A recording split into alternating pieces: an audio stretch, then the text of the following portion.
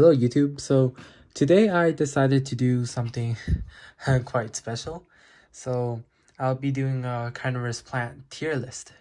So this video is just for fun, so if you don't take it serious. So let's get started. So this is the carnivorous plants growers edition. And let's start with, I'm going to choose a random one.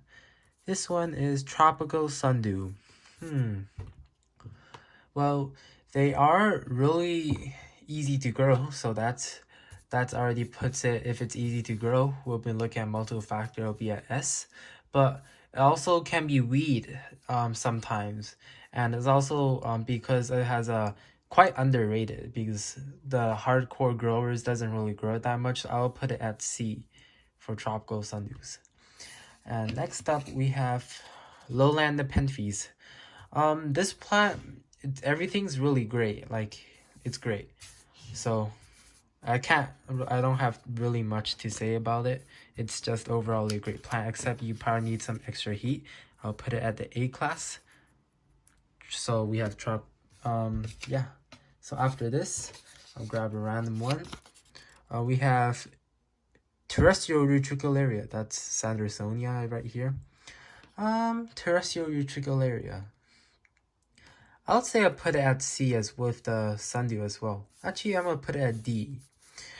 Terrestrial Utricularia, they're not really like impressive. They just have pretty low flowers in the surface. The traps are small and they're underground and stuff. Next up we have Temperate Sundew. Temperate Sundew, I also put it at D right here.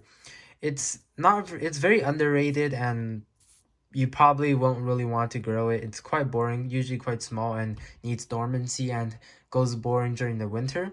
Well, you can do body gardens with it, but I don't really like it that much. So this is my opinion, so it's not, don't get offended if you like one of these plants. Next up is Aquatic Utricularia. So if you know what I'm talking about, good for you, because I'll explain it. Aquatic Utricularia, one, it costs so much space to grow one of these plants. There's if you haven't seen them in a while, they're like usually like a meter long, and in order to grow one of these plants, you need to get like a outdoor wading pool or like a tub or something. And also, the second problem is they require winter dormancy and all the fancy things. And also, algae is a big problem. You gotta constantly switch water, and just a big pain in the bum. So that's why I'm putting in F. Next up we have Helium Flora, the sun pitcher plant. Or yeah, sun pitcher plant. For Helium Flora, it is quite a collector's plant, but to the beginner's eye or to the average person eye, it doesn't look that special. Basically just looks like a rolled up leaf. But it is also from extreme conditions of South America. I'll put it in the B, in my view. So we don't have any E's yet. We also don't have any S tiers. So let's keep on going. Cephalotus. If you've been following my channel, you know I love Cephalotus. So that's definitely going to S tier right there. So, what is Cephalotus? It is a small species of pitcher plants endemic to Australia, the southwestern corner of Australia. This is approximately what it looks like, but if you want to look for yourself, search that up. Cephalotus. It's a really cool plant. Next up, we have Terracio Utrex. Oops, sorry, I got that wrong. It's supposed to be Epiphytic Utrex. So these type of Utricularia, also known as Butterworth, has very big leaves, very big bladder traps underground, and very big flowers. I like it. I'll say it's at the same level as Helium Flora.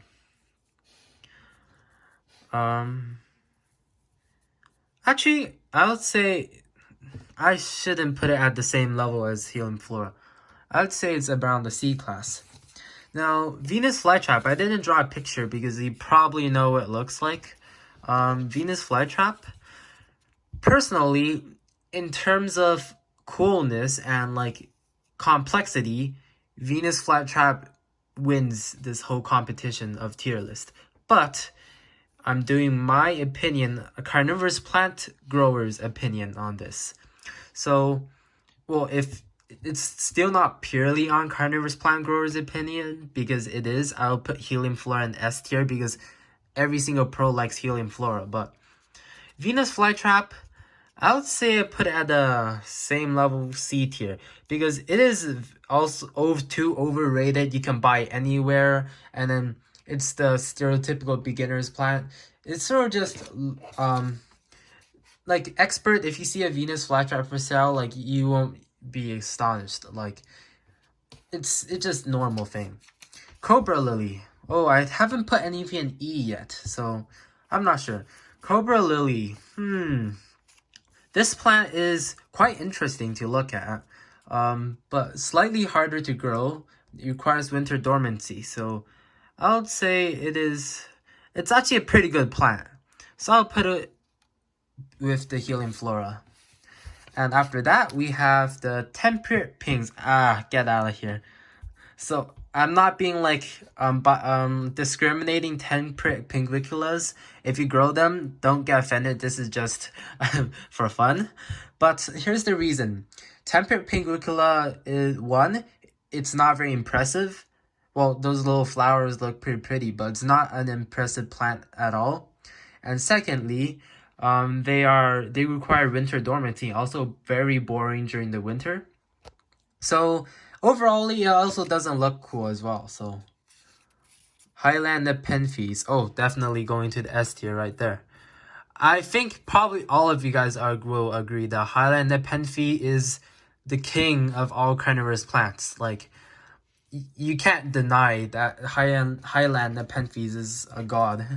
It's like the best carnivorous plant you can grow. It's big, easy to grow, grows very fast, and very diverse. You can get like plants that have pitchers around this big, and also these plants are the only ones that are capable of digesting and eating rats, or even bigger things.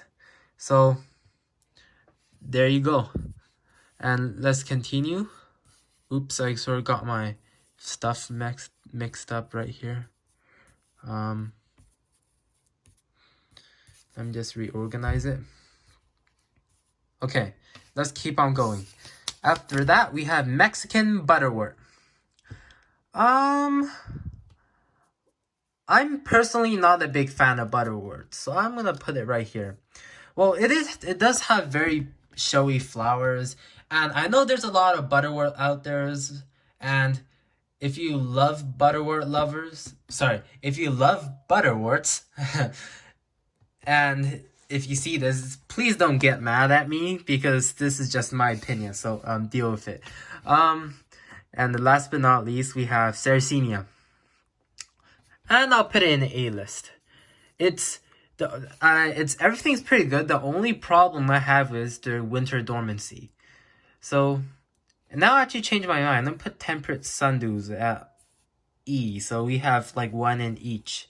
So let's review the list. At F tier, we have Aquatic Utricularia or Aquatic Bladderworts for common name, Temperate Butterworts. And E tier, we have Temperate Sundews. At D tier, we have Terracio Triglaria and Mexican Pinguicula. At C tier, we have Tropical Sundew, Terracio Utricularia.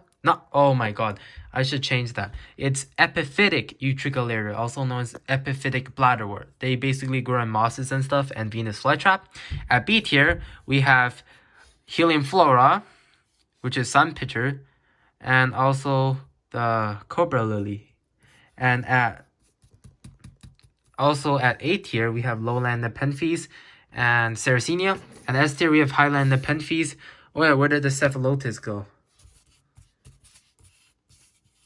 Oops, I don't know where's the Cephalotus, but Cephalotus is also at S tier.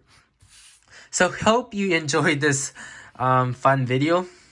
If you liked it, leave a subscribe. And if this video reaches like 20 likes, nah, let's do 50 likes. If it reaches 50 likes, I'll do another tier list, and I'll be doing a Nepenthes species tier list. So on all the main popular species of Nepenthes, I'll do a Nepenthes species tier list like this. So like and subscribe, and we'll see you on the next video. And also, if you're wondering, I haven't done a Carnivorous plant update for a while, so I was been busy with things. So stay tuned. I'll be doing a big Carnivorous plant update. So be sure to ring the bell of notification. So we'll see you on the next video. Peace out.